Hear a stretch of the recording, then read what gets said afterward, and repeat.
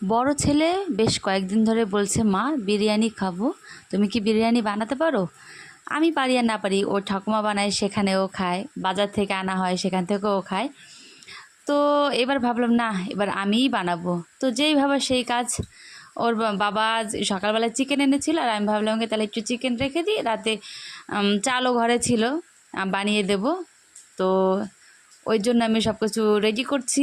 দেখো এখানে পেঁয়াজ কাটছি, কী করবো, এটা দিয়ে বেরেস্তা বানাবো। কারণ সবাইকে দেখি কিন্তু বাড়িতে যেটা বানানো হয় বেরেস্তা কম দেওয়া হয়, বেরেস্তা দিলে ভালো লাগে, মানে যে যেমন খায়। তো আমি আজকে ফার্স্ট টাইম করব।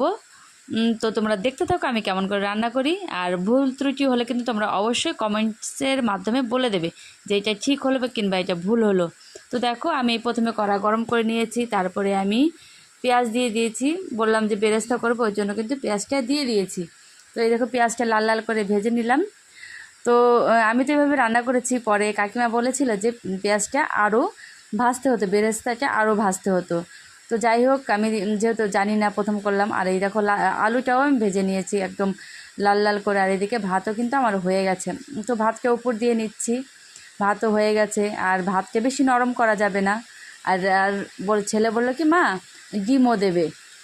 তো ডিমের সাথে বসিয়ে দিচ্ছি। আর এখানে কিন্তু ভাতও হয়ে গেছে।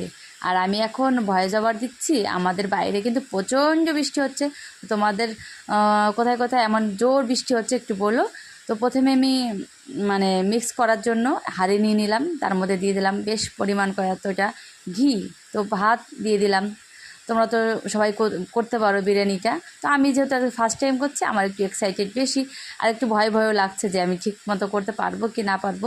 তো সব কিছু দেওয়া হয়ে গেল, আবার ভাতের লেয়ার মানে বিরিয়ানি মশলা সব কিছু দিলাম। আমরা কিন্তু একদম ঘরোয়াভাবে, সেন্ট অল্প করে দিয়েছি, কালারও দেইনি।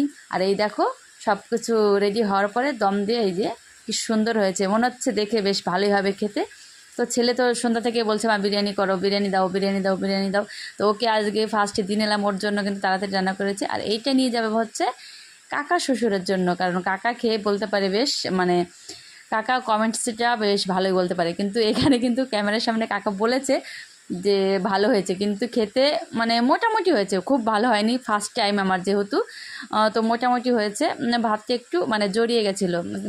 তাছাড়া কিন্তু সব ঠিকঠাক হয়েছে। আবার এখানে ননদকে ডেকেছি, ননদকে বললাম কেমন হয়েছে, ও বললো বেশ ভালো হয়েছে।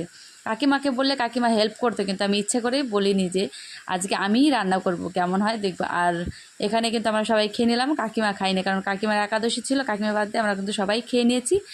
আর মোটামুটি খাবার খেয়েছি। আর কেমন লাগলো বলো, সবাই লাইক কমেন্ট করো।